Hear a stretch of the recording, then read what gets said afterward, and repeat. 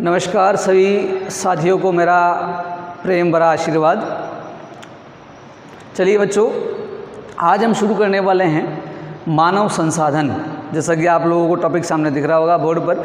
आज हमारा जो नया टॉपिक है मानव भूगोल का एक बहुत अत्यंत महत्वपूर्ण बिंदु, वो है मानव संसाधन। देखिए, मानव भूगोल का जो केंद्र बिंदु है, मानव भूगोल का जो स्टडी ऑफ सेंटर है, जो बीच का जो भाग है जिसका हमें सबसे अधिक अध्ययन करना होता है, वो है मानव। तो मानव संसाधन जो हैं, ह्यूमन रिसोर्सेज जो हैं, वो कहीं ना कहीं हमारी मानव भूगोल की जो विषय वस्तु है उस पर सार्थक उतरता है और यही हमारी मानव भूगोल की एक मुख्य विषय वस्तु कह सकते हैं। तो मानव संसाधन क्या होता है और विश्व में मानव संसाधन जो है उसका वितरण किस तरह से है, विश्व में मानव संसाधन का घनत्व किस तरह का है, अर्थात विश्व की जनसंख्या कितनी है, विश्व की जनसंख्या का घनत्व कितना है, कहाँ अधिक लोग रहते हैं, कहाँ कम रहते हैं, जनसंख्या बढ़ने की जो दर है, जनसंख्या वृद्धि दर जिसे हम कहते हैं, वो किस तरह की है, विश्व में लिंगानुपात किस तरह का है, साक्षरता किस तरह की है, उन सभी बिंदुओं को हम इस मानव संसाधन टॉपिक के तहत रखकर समझने का प्रयास करते हैं। देखिए, मानव संसाधन समझने से पहले हम ये समझ लेते हैं कि संसाधन किसे कहते हैं, रिसोर्सेज क्या होता है। संसाधन नाम आप लोगों ने छोटी क्लासों में खूब सुन रखा होगा कि खनिज संसाधन, मृदा संसाधन, जल संसाधन आदि आदि। मतलब तो यहाँ संसाधन है क्या, संसाधन कहते किसे हैं। तो संसाधन का साधारण सरल अर्थ जो है वो यह है कि वह वस्तुएं जो मानव के लिए उपयोगी हों, वे सब क्या कहलाते हैं, संसाधन कहते हैं। मतलब वे सभी वस्तुएं प्रकृति के अंदर जो उपलब्ध हैं, जो मानव के लिए किसी ना किसी रूप में उपयोगी हैं या मानव अपने लक्ष्य को प्राप्त करने में उनका उपयोग किसी ना किसी तरीके से करता है, वे सब क्या कहलाते हैं, संसाधन कहलाते हैं, रिसोर्सेज कहलाते हैं। यहाँ बात कर रहे हैं मानव संसाधन की। अब ये तो हो गई बात वस्तुओं की, जैसे कि खनिज है तो खनिज से मानव विभिन्न तरह की मशीनरी बनाता है, विभिन्न तरह की उपयोगी वस्तुएं बनाता है। मृदा है तो मृदा से मानव खेती करता है तो मानव के लिए संसाधन हुआ। जल है तो जल मानव के सभी कार्यों के लिए महत्वपूर्ण है तो वह भी एक संसाधन हुआ। लेकिन यहाँ हम बात करें मानव को संसाधन क्यों कहें, मानव संसाधन कैसे हुआ, तो उसके दो सरल अर्थ हैं या दो सरल बिंदुओं से हम समझ सकते हैं कि मानव को संसाधन क्यों कहते हैं। पहली बात कि प्रकृति के अंदर जितने भी संसाधन मौजूद हैं, चाहे वो खनिज संसाधन हो, चाहे वो जल संसाधन हो, चाहे वो मृदा संसाधन हो, उन सब का उपयोग कौन करता है, मानव करता है, या उनकी खोज कौन करता है, मानव करता है। तो देखिए, कोई भी वस्तु संसाधन तब कहलाती है जब वो मानव के लिए उपयोगी हो। भले ही वो प्रकृति के अंदर कई वर्षों से पड़ी हुई है, लेकिन जब तक वो मानव के लिए उपयोगी नहीं है वो संसाधन नहीं है। जैसे कि कार्बोनिफेरस युग के अंदर कोयले का निर्माण हो गया था भूगर्भ में, या कोयला बनना शुरू हो गया था, लेकिन जब तक उस कोयले का मानव ने उपयोग नहीं किया तब तक वो मानव के लिए संसाधन नहीं था। तो जब वह संसाधन कब बना, जब मानव ने उसका उपयोग करना प्रारंभ किया। तो अन्य सभी संसाधनों का उपयोग करने वाला, खोज करने वाला कौन है, मानव है। तो इसलिए मानव क्या होगा, संसाधन होगा, पहली बात। दूसरी बात यह है कि एक मानव जो होता है वो कहीं ना कहीं दूसरे मानव के लिए उपयोगी होता है ना। कि एक देश की पॉपुलेशन, एक देश की मानव द्वारा बनाई गई वस्तुएं, एक देश का जो मानव है उसकी बुद्धि, उसकी क्षमता दूसरे मानव या दूसरे देश के लोगों के लिए कहीं ना कहीं आपस में उपयोगी सिद्ध होती है। कहीं ना कहीं उसका उपयोग दूसरे देश या दूसरा मानव समुदाय भी करता है। तो इसलिए भी उसे हम क्या कहेंगे, मानव संसाधन कहेंगे। ठीक, तो मानव को संसाधन कहने के दो प्रमुख कारण हैं। अब बात करते हैं, संसाधनों को तो हमने अच्छे से समझ लिया किसे कहते हैं, मानव को संसाधन क्यों कहते हैं ये भी समझ लिया। यहाँ एक बात और बता दूँ कि मानव संसाधन या मानव जो है वो किसी देश की अर्थव्यवस्था का केवल दायित्व नहीं है, या किसी देश की अर्थव्यवस्था पर केवल बोझ नहीं है, बल्कि उस देश की वास्तविक परिसंपत्ति यदि कोई है, किसी देश की वास्तविक संपत्ति कोई है जिसके बलबूते वो देश विकासशील अवस्था से गुजरता हुआ विकसित अवस्था की ओर जाता है, तो वो वास्तविक परिसंपत्ति कौन है, उस देश की जनसंख्या है, उस देश का मानव समुदाय है। तो इसलिए भी हम मानव समुदाय को क्या कहते हैं, मानव संसाधन कहते हैं। तो मानव वास्तव में किसी अर्थव्यवस्था का दायित्व या बोझ नहीं होकर बल्कि उस देश का वास्तविक परिसंपत्ति, उस देश का वास्तविक धन है। ठीक, अब बात करते हैं मानव संसाधन के तहत हम जो जिन बिंदुओं को समझेंगे, जिन बिंदुओं का अध्ययन करेंगे, वो है जनसंख्या। और जनसंख्या के अंदर हम दो बिंदुओं को इस क्लास से समझने का प्रयास करेंगे। पहला है जनसंख्या वितरण और दूसरा है जनसंख्या घनत्व। जनसंख्या वितरण और जनसंख्या घनत्व। देखिए, कई सारे लोग जो हैं वो जनसंख्या वितरण और घनत्व में अंतर नहीं समझते हैं या अंतर नहीं करते हैं, लेकिन जनसंख्या वितरण और घनत्व में बहुत बड़ा अंतर है और बहुत गहनता से अंतर है। दोनों अंतरों को हम समझते हैं कि जनसंख्या वितरण क्या होता है और जनसंख्या घनत्व क्या होता है। जनसंख्या वितरण जो है उसका संबंध है मानव के स्थानिक वितरण से, मानव के स्थानिक वितरण से। किसका? जनसंख्या वितरण का संबंध किससे है? मानव के स्थानिक वितरण से, कि अर्थात मानव कहाँ निवास करता है, किन किन भागों में जो है मानव समुदाय, जनसंख्या जो है वो कहाँ कहाँ रहती है, धरातल पर मानव का निवास कहाँ कहाँ है। साधारण शब्दों में क्या कह सकते हैं? धरातल पर मानव का निवास कहाँ कहाँ है, इसको हम किस में समझते हैं? जनसंख्या वितरण के अंदर। सिंपल समझ में आ गया। जनसंख्या वितरण का संबंध मानव के स्थानिक वितरण से, कि धरातल पर मानव कहाँ कहाँ रह रहा है, उसको कौन से बिंदु से समझेंगे? जनसंख्या वितरण से। समझना, दोनों में अंतर है। वितरण का अर्थ है मानव के स्थानिक वितरण से, अर्थात धरातल पर मानव कहाँ कहाँ निवास कर रहा है, उसको किससे समझते हैं? जनसंख्या वितरण से समझते हैं। देन दूसरा टॉपिक जनसंख्या घनत्व। देखिए, जनसंख्या घनत्व का जो सीधा संबंध है वो है जनसंख्या के आकार, जनसंख्या आकार, जनसंख्या के आकार और क्षेत्र के बीच, आकार व क्षेत्र के बीच आनुपातिक संबंध, आनुपातिक संबंध से है। समझना इसको भी। घनत्व का अर्थ क्या हुआ? कि किसी क्षेत्र विशेष में कितने लोग रह रहे हैं, तो उस क्षेत्र का क्षेत्रफल और वहाँ कितने लोग रह रहे हैं, इन दोनों के बीच का जो आनुपातिक संबंध होगा, इन दोनों के बीच का जो रेशनल कोरिलेशन होगा, वो किस में समझा जाएगा? जनसंख्या घनत्व के अंदर समझा जाएगा। तो घनत्व का अर्थ क्या हुआ? कि किसी क्षेत्र में कितने लोग रह रहे हैं और उस क्षेत्र का क्षेत्रफल कितना है, इन दोनों के बीच का जो आनुपातिक संबंध होगा वो किस में समझा जाएगा? जनसंख्या घनत्व में समझा जाएगा। यहाँ हम कह सकते हैं कि जनसंख्या की सघनता का मापन करने की विधि है, मापन करने की विधि है। ध्यान रहेगा, दोनों में अंतर। घनत्व का अर्थ क्या हुआ?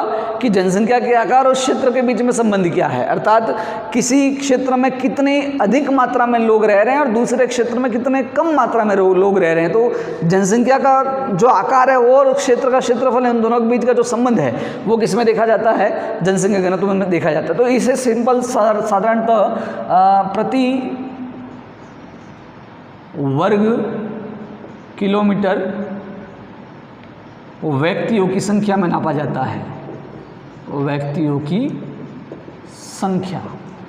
जनसंख्या घनत्व का नापन किस में होता है? कि एक वर्ग किलोमीटर में, एक स्क्वायर किलोमीटर के अंदर कितने लोग रह रहे हैं। एक वर्ग किलोमीटर में व्यक्तियों की संख्या, व्यक्तियों की संख्या जो है वो किसको दर्शाती है? जनसंख्या घनत्व को दर्शाती है। घनत्व का संबंध मानव की सघनता से है, कि कितनी अधिक मात्रा में लोग रह रहे हैं, कहाँ कितनी कम मात्रा में लोग रह रहे हैं। और वितरण का संबंध कि धरातल पे कहाँ कहाँ लोग रह रहे हैं, ये क्या हो जाएगा? वितरण हो जाएगा। तो ये दोनों के अंदर बेसिक डिफरेंस है ना। वितरण अर्थात स्थानिक वितरण से अर्थ है, और घनत्व अर्थात क्षेत्रफल और जनसंख्या के आकार के बीच का संबंध या अनुपात।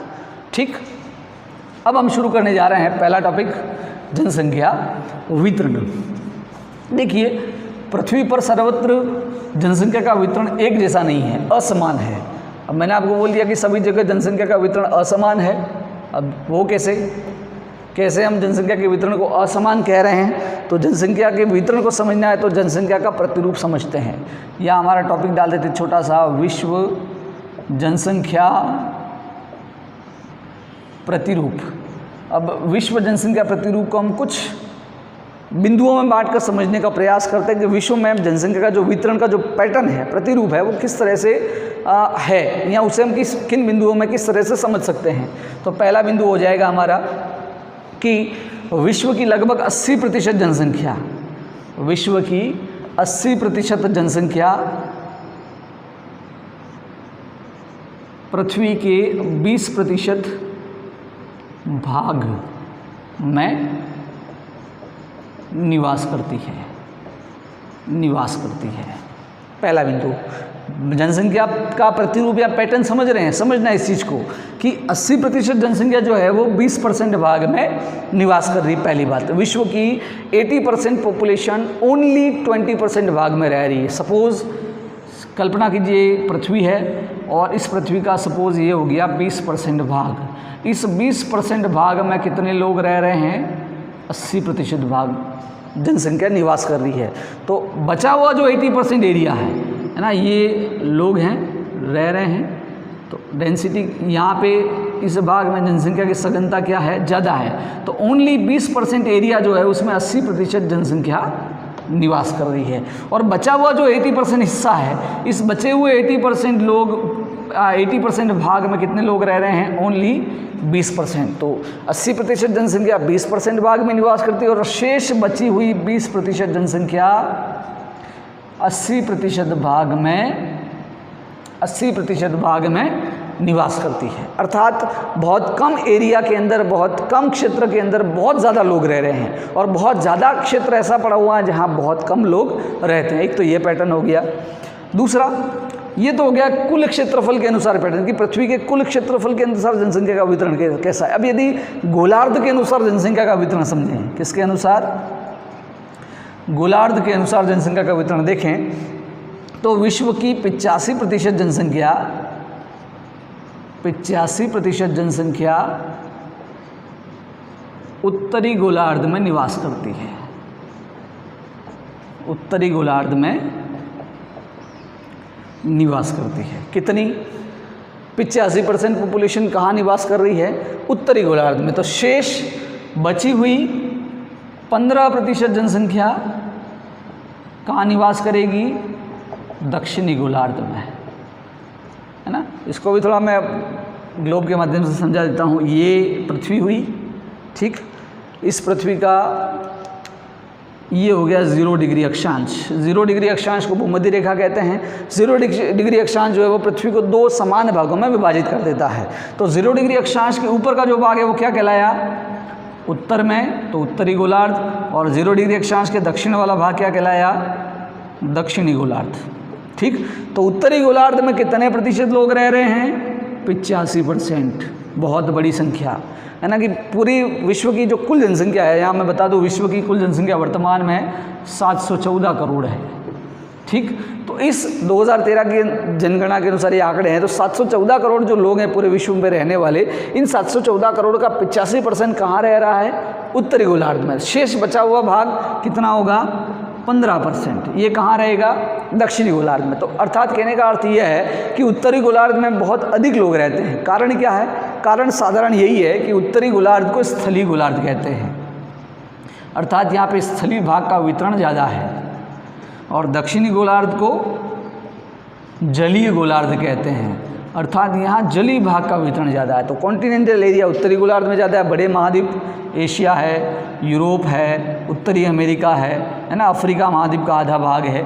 ये जो सारे बड़े कॉन्टिनेंट हैं वो सारे के सारे उत्तरी गोलार्ध में। तो इसलिए यहाँ ज़्यादा लोग रहते हैं। कितने? 85%। दक्षिणी गोलार्ध में ऑस्ट्रेलिया आ जाता है, अफ्रीका का आधा भाग आ जाता है और दक्षिण अमेरिका आ जाता है। तो बहुत कॉन्टिनेंट का बहुत कम भाग है, बाकी सारा भाग जलीय है। कैसा है? जलीय, इसीलिए इसे जलीय गोलार्ध कहते हैं। इस भाग में 15%, इस भाग में 85%। तो गोलार्धों के अनुसार जनसंख्या का वितरण देखें तो 85% जनसंख्या उत्तरी गोलार्ध में रहती है, 15% जनसंख्या दक्षिणी गोलार्ध में निवास करती है। देन गोलार्धों के अनुसार वितरण की बात होगी। अब बात करते हैं महाद्वीपों के अनुसार जनसंख्या के वितरण की। यदि महाद्वीपों के अनुसार जनसंख्या के वितरण की बात की जाए, हाँ, महाद्वीपों के अनुसार जनसंख्या की बात करें तो 75% जनसंख्या जो है वो एशिया और यूरोप महाद्वीप में निवास करती है। कहाँ कहाँ?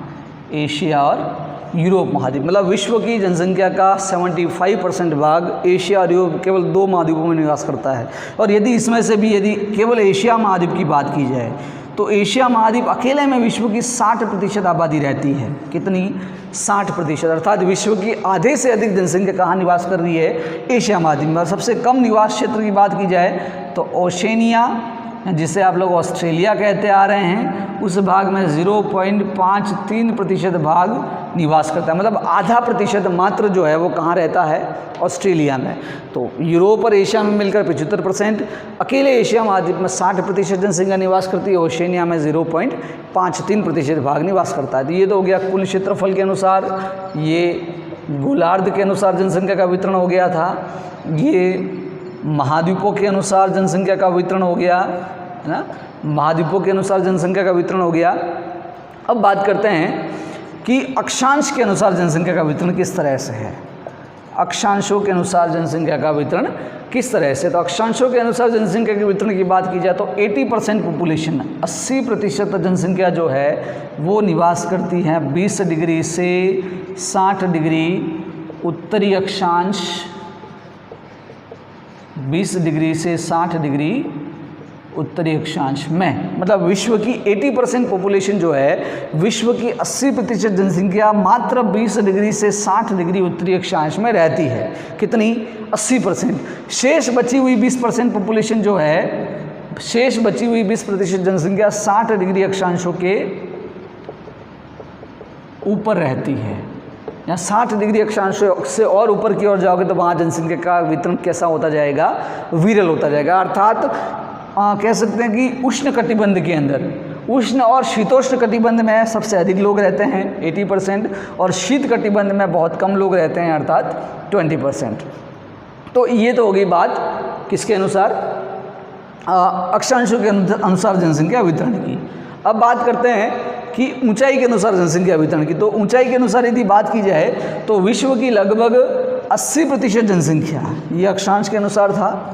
अब ऊंचाई के अनुसार जनसंख्या का वितरण देखें तो विश्व की 80% जनसंख्या जो है वो 500 मीटर से कम या 500 मीटर तक की ऊंचाई में रहते हैं। कितने प्रतिशत लोग? 80% लोग जो है वो 500 मीटर तक की ऊंचाई में रहते हैं। अर्थात मैदानी भागों में निवास करने वाले लोगों की संख्या ज़्यादा है। मैदानी भाग में कितने % लोग रहते हैं? 80% लोग रहते हैं। 500 मीटर से ऊपर की ओर जाएंगे तो पहाड़ी भाग शुरू हो जाएगा, वहाँ जनसंख्या का वितरण कम हो जाता है। तो शेष बची हुई 20% पॉपुलेशन जो है वो 500 मीटर से ऊपर रहती है। अर्थात मैदानी भागों में मानव का निवास ज़्यादा पाया जाता है। और लास्ट, महाद्वीपों के यदि किनारे और महाद्वीप के आंतरिक भाग में भी जनसंख्या के वितरण को देखें तो 75% जो लोग हैं वो महाद्वीपों के किनारे वाले भाग में रहते हैं। कितने? 75% लोग जो हैं वो महाद्वीप के किनारे वाले भाग में निवास करते हैं। सपोज़ ये महाद्वीप है और ये महासागर है, तो इस भाग में ज़्यादा लोग हैं, 75% हैं। और जैसे जैसे अंदर की ओर जाएंगे वैसे वैसे जनसंख्या का वितरण क्या हो जाएगा? विरल हो जाएगा। मतलब आंतरिक भाग में मात्र 25% लोग हैं, किनारे वाले भाग में ज़्यादा अर्थात 75% लोग निवास करते हैं, क्योंकि किनारे वाले भाग में सागरीय सम जलवायु मिलती है, बारिश अधिक होती है, इस कारण से किनारे वाले भाग में ज़्यादा लोग हैं। आंतरिक भाग में वर्षा की मात्रा कम होती जाती है, फिर प्रतिकूल जलवायु होती जाती है, इसलिए आंतरिक भाग में मानव का निवास कम पाया जाता है। तो ये तो हो गया जनसंख्या का वितरण पैटर्न कि विश्व में जनसंख्या के वितरण का प्रतिरूप जो है वो कुछ किस तरह का है। तो इन सारी चीज़ों को समझने के बाद में एक बात स्पष्ट हो जाती है कि पृथ्वी पर सर्वत्र मानव का जो वितरण है वो एक जैसा नहीं है। सभी जगह पे अलग अलग मात्रा में अलग अलग जो लोग हैं वो रहते हैं। मतलब सभी जगह मानव का जो वितरण है पूरी पृथ्वी पर वो एक जैसा एक समान नहीं है, बल्कि अलग अलग मिलता है। ठीक, अब शुरू करते हैं, यहाँ इस टॉपिक को आगे बढ़ाते हुए बात करते हैं कि विश्व में जनसंख्या का जो वितरण है वो महाद्वीपों के अनुसार और विभिन्न देशों के अनुसार किस तरह का है। देखिए, बात करें विश्व की कुल जनसंख्या की, तो जैसा कि मैंने आपको थोड़ी देर पहले बता ही दिया कि वर्तमान में विश्व की कुल जनसंख्या कितनी है। 2013 के आंकड़ों के अनुसार 714 करोड़। 2013 के अनुसार विश्व की जनसंख्या कितनी है? 714 करोड़। यदि इसी पॉपुलेशन की यदि 2001 में बात की जाए तो 2001 में यही विश्व जनसंख्या लगभग 614 करोड़ थी। कितनी थी? 614 करोड़। 2001 में 614 करोड़ या 612-13 करोड़ के लगभग 614 करोड़ लगभग है, और 2013 में 714 करोड़। मतलब 2001 से 2013 के बीच में जनसंख्या कितनी बढ़ गई? 100 करोड़ बढ़ गई, है ना। इस टॉपिक को आगे और जब हम जनसंख्या वृद्धि समझेंगे तो इसे मैं और अच्छे से समझाऊंगा। फिलहाल कुल जनसंख्या समझ ले, इसलिए समझना ज़रूरी है कि वर्तमान में विश्व की कुल जनसंख्या कितनी है? 714 करोड़ है। अब यदि विभिन्न महाद्वीपों के अनुसार जनसंख्या की वितरण की बात की जाए, विभिन्न महाद्वीपों के अनुसार जनसंख्या वितरण को देखें तो विश्व की सबसे अधिक जनसंख्या वाला महाद्वीप कोई है तो वो कौन सा है? एशिया है। ठीक, सबसे अधिक आबादी एशिया महाद्वीप में। एशिया महाद्वीप के बाद दूसरा स्थान आता है अफ्रीका महाद्वीप का। अफ्रीका के बाद तीसरा स्थान आता है यूरोप महाद्वीप का, है ना। यूरोप महाद्वीप के बाद चौथा स्थान आता है उत्तरी अमेरिका। उत्तरी अमेरिका के बाद दक्षिण अमेरिका, और दक्षिण अमेरिका के बाद ओशेनिया। यदि ये जो अधिक आबादी वाले, यहाँ कह सकते हो कि जनसंख्या के अनुसार जो महाद्वीपों का जो क्रम है, यदि इसमें ओवरऑल पॉपुलेशन की बात की जाए, कुल जनसंख्या की बात की जाए, तो एशिया महाद्वीप में लगभग विश्व की 60.27% जनसंख्या निवास करती है। 60.27% जनसंख्या एशिया महाद्वीप में रहती है। लगभग 15.41% जनसंख्या अफ्रीका महाद्वीप में निवास करती है। यूरोप में विश्व की लगभग 10% पॉपुलेशन रहती है। विश्व की 10% जनसंख्या यूरोप महाद्वीप में। उत्तरी अमेरिका में लगभग 7.8% पूरे विश्व के लोग रहते हैं। दक्षिण अमेरिका में यह अनुपात 5.62 हो जाता है, और ओशेनिया में 0.53% हो जाता है। अर्थात सबसे अधिक आबादी कहाँ निवास कर रही है? एशिया में। एशिया के बाद दूसरा स्थान अफ्रीका का, इसके बाद यूरोप, फिर उत्तरी अमेरिका, फिर दक्षिण अमेरिका और फिर ओशेनिया। तो ये विश्व जनसंख्या का महाद्वीपों के अनुसार क्रम हो गया। सबसे अधिक आबादी एशिया में। ठीक, अब बात करते हैं देशों के अनुसार जनसंख्या कि विश्व के सबसे अधिक आबादी वाले देश कौन कौन से हैं। तो यहाँ लिख लेते हैं हम टॉप 10 हाई पॉपुलेशन कंट्री, देश, है ना। टॉपिक आप डाल सकते हो कि 10 सबसे अधिक आबादी वाले देश विश्व के। तो विश्व के 10 सबसे अधिक आबादी वाले देशों की बात करें तो पहला स्थान सब लोग जानते हैं। सबसे अधिक आबादी वाला विश्व का देश कौन सा है? चीन है। चीन के बाद दूसरा स्थान भारत।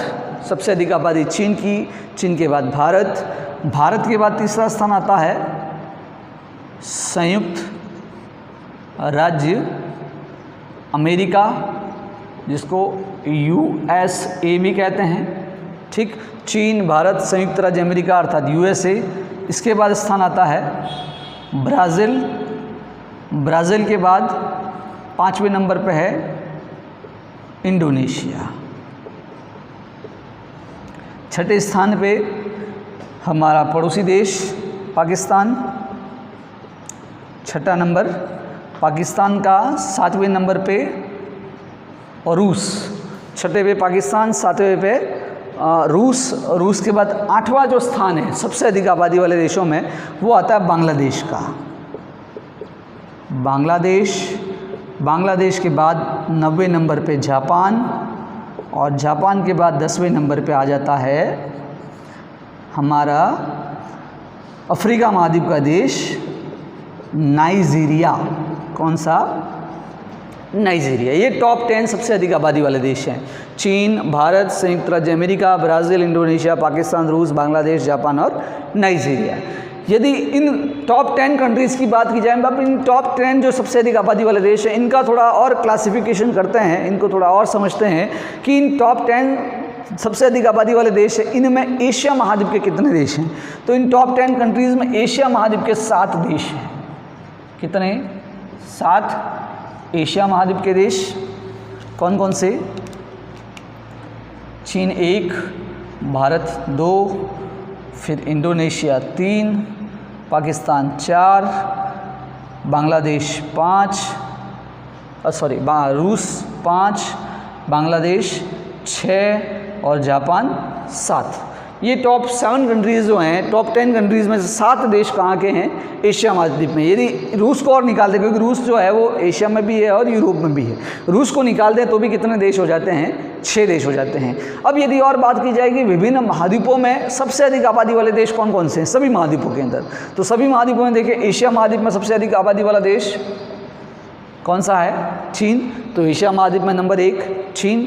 यदि उत्तरी अमेरिका की बात की जाए, नॉर्थ अमेरिका में सबसे अधिक आबादी वाला देश कौन सा है?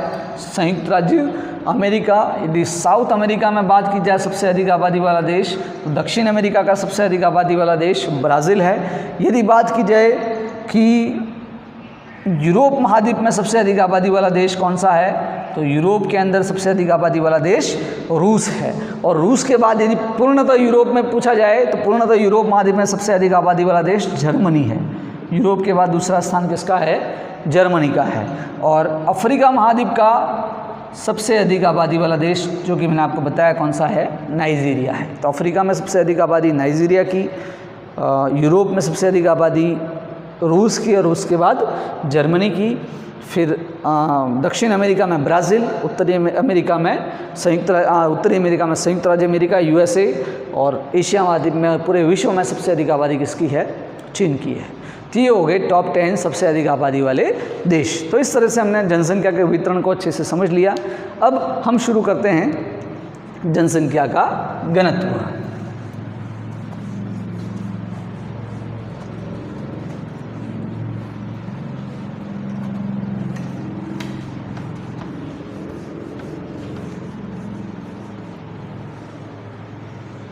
हम शुरू करने जा रहे हैं अगला टॉपिक हमारा जनसंख्या घनत्व, पॉपुलेशन डेंसिटी। जनसंख्या वितरण समझने के बाद अब हम समझेंगे जनसंख्या घनत्व, है ना, कि जनसंख्या वितरण और जनसंख्या घनत्व के बीच के अंतर को हमने पहले ही समझ लिया था। जनसंख्या वितरण का अर्थ है कि किसी क्षेत्र विशेष में या पृथ्वी पर मानव का स्थानिक वितरण किस तरह का है, और जनसंख्या घनत्व का आशय है कि पर्टिकुलर किसी क्षेत्र में कितनी मात्रा में कितनी सघनता से लोग रहते हैं। तो ये जनसंख्या घनत्व जो है वो जनसंख्या की सघनता को मापने की मापन करने की एक विधि मात्र है। ठीक, अब जनसंख्या घनत्व का अध्ययन कई दृष्टि से कई मायनों में अत्यंत महत्वपूर्ण है। जैसे कि किसी क्षेत्र विशेष के लिए योजनाएं बनानी है, किसी क्षेत्र विशेष के भावी उन्नति और भावी विकास के अनुमान लगाने हैं, उन सभी कार्यों में किसकी गणना की जाती है, किसका उपयोग किया जाता है? जनसंख्या घनत्व का उपयोग किया जाता है। कि जनसंख्या घनत्व के द्वारा ही किसी क्षेत्र विशेष के लिए भावी जो योजनाएं होंगी वो ध्यान में रखकर बनाई जाएंगी। किसी क्षेत्र विशेष में जनसंख्या का दबाव ज़्यादा है, बहुत अधिक लोग रह रहे हैं और उस क्षेत्र का जो क्षेत्रफल है वो बहुत कम है, तो निश्चित ही वहाँ पे जनसंख्या का भार जो है वो उस क्षेत्र के संसाधनों पर ज़्यादा पड़ेगा, तो वो क्षेत्र पिछड़ जाएगा।